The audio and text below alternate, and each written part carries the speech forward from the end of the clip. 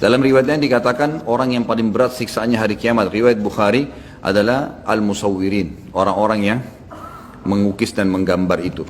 Maka ini penting untuk diketahui teman-teman sekalian. Tentu yang khilaf di antara ulama hanya masalah foto saja. Dan ini Allahu alam pendapat paling bijaksana, pendapat Syekh Utsaimin rahimahullah, yang beliau mengatakan foto dibolehkan pada hal-hal yang tidak berbau kemaksiatan kepada Allah Azza wa Jalla, gitu kan? Sebab foto ini seperti seseorang yang sedang melihat dirinya di kaca. Itu pendapat beliau.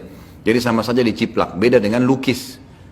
Lukis itu tidak akan bisa sama dan memang ini yang dilarang dalam hadis, gitu kan?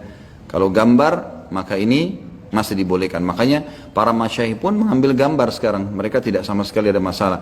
Terutama pada hal-hal yang darurat ya. Ijazah, paspor, KTP kan gitu. Semua butuh foto gitu kan. Tapi kalau orang sengaja pajang fotonya sesuatu yang tidak ada, ini lebih baik jangan. Lebih baik dihindari.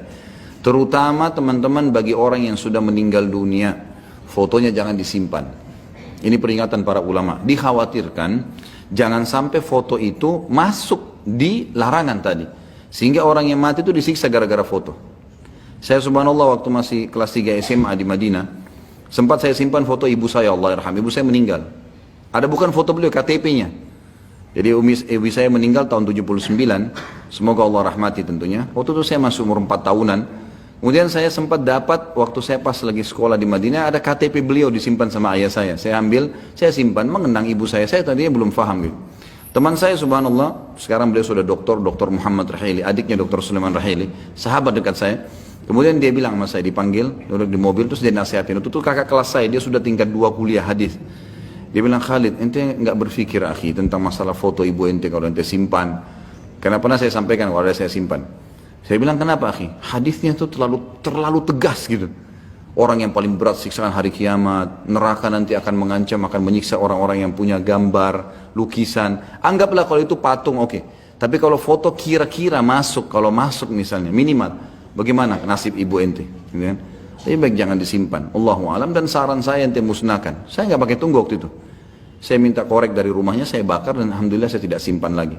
Karena mengenang orang tua kita dan kerabat kita sudah meninggal teman-teman dengan memperbanyak amal saleh buat mereka, bukan dengan fotonya. Ya, bahaya. Apalagi kalau foto ibu kita tidak tutup aurat misalnya. Orang-orang dulu kadang-kadang tidak tutup aurat, ya kan? Ini malah berbahaya.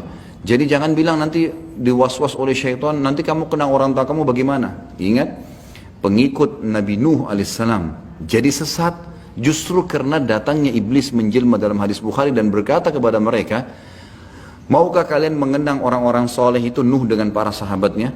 Maka kata generasi tabi'innya ini, tentu saja. Kata iblis menjelma jadi manusia, dia mengatakan, kenapa kalian tidak buat patungnya? Atau gambarnya dipahat, dibuatkan bingkai kayak kita sekarang foto atau lukisan. Kalian taruh di rumah-rumah kalian tidak untuk disembah, untuk dikenang, supaya kalian kalau lihat maka kalian selalu termotivasi ibadah. Iblis ini godaannya jangka panjang. Generasi tabi'innya buat tuh, ada yang pahat patung, ada yang pahat cuman lukisan dipasang seperti kayu tapi ditempel di dinding rumah mereka.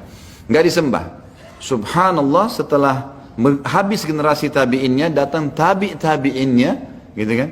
Barulah iblis datang lagi mengatakan orang tua kalian dulu tidak meletakkan ini kosong, tapi menjadikan mereka perantara dengan Allah karena mereka orang soleh.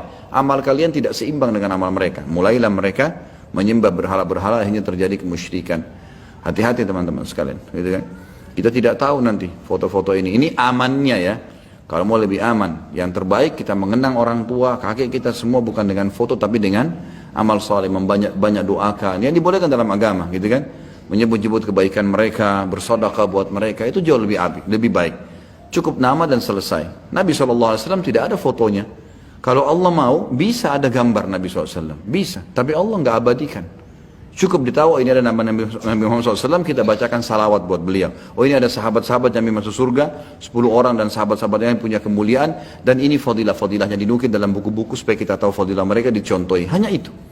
Bukan dikenang dengan gambar, karena ini berbahaya sekali efeknya. Jadi saya sarankan keluarga kita yang sudah meninggal, maka jangan dipajang apalagi disimpan. Foto kita pun lebih baik kita simpan teman-teman. Kalau darurat, Syekh Utsaimin menganjurkan agar tetap jangan pelanggaran agama. Maksudnya, kalau kita punya foto, mungkin foto perkawinan, mungkin foto istri atau foto suami, foto anak dibutuhkan, ditaruh di album disimpan. Di HP pun darurat disimpan. Satu waktu perlu untuk identitas misalnya boleh. Tapi kalau untuk dipajang-pajang, ini ada hukum lain. Seperti misalnya tidak masuknya malaikat di ruangan yang ada gambarnya, itu masuk dalamnya foto kalau itu. Itu masuk di dalamnya juga foto, Allahu alam. Jadi hati-hati karena ini ancamannya sangat berat.